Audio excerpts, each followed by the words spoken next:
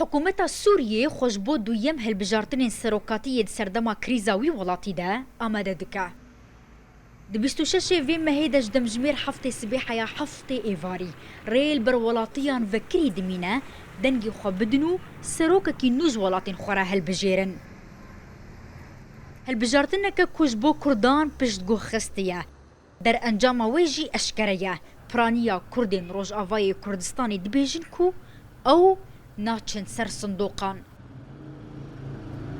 Welatê me dibîne bê çipserê millet hatiye perîşan bûye, çolak hetiye û ji bo wilo ma Hûn naçin ser em naçin ser sindoqan em intixab nabin. خديم ندر انتخابات تا انتخاب اجمار لازمن اجبر انا كنظام دبيجي امي ولو بكو نزاچلوكم بشار الاسد تشتي خوش دبيج مقترحاتي خوش دبيجي لاما كدرايا مد ككرد از ككردم از دبيجم فكره بعث او فكره دمينه حتى دركف بشار ولا غيري بشار ولا كيبه او فكره يسري بعث دمينه جبو من ام ناچن دنگدانه حيا نهات اليكاري بو من نهات يكرن نج الي بارتيان و نج الي حكومت و نج الي كساتيان و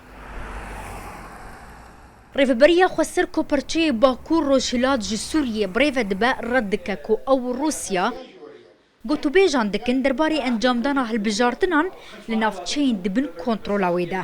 Lê hilbijartin wê tenê li her du çargoşeyên ewlekariyê yên Qamişlo û Hesekê birêve biçin. Yani bikêmanî di destûra Sûrî got pêşerojê de wê bê nivîsandin mafê Kurd tê de cî biba etiraf bi hebûna Kurd heba ez dibêjim emkarî bûn têketina va bazara de lê mixabin hetan hat tiştekî wiro nebûye xuyayê bêtir tewece ew got sindoq nayên danîn. Encûmena Niştimaniya Kurd eneke sêvan hilbijartinan bi nerewa binav dike. Dibîne ku ne opozîsyon ne aliyê siyem û ne kesên ser bi xwe tê de beşdarin. Partiya Baas dixwest ji alîkî de bike dimêrê xelkê Sûrî û miletê Sûrî û şoreşa Sûrî dibînê nerewaya divê ew biryarê navdewletî got xelkê Sûrî bi tedhiyatê xwe karî bûn biryara 254 û yê peyra cîbcî bibe hilbijartin û timam divê çavdêriyê danîna destûrekî nû de ama rengê got berê destûrê got Baas serektiya wê dike û tiştê got danî tiştek rastî tê denîne û encamê wê jî giha hedê ev odayê welatê me got îro tê de.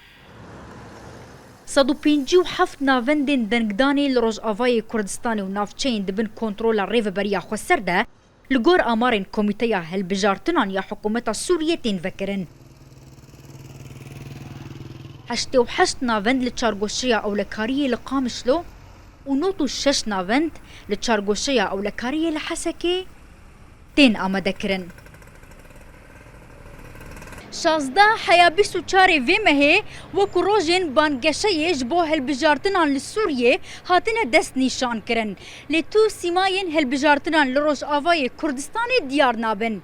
Ev jî demekê de ye ku Abdallah Sellûm Abdallah, Beşar Hafız el-Esed û Mahmûd Ehmed el-Mer'î li ser serokatiya Sûriyê di hilbijartinên vê carê de kêbirkiyê dikin.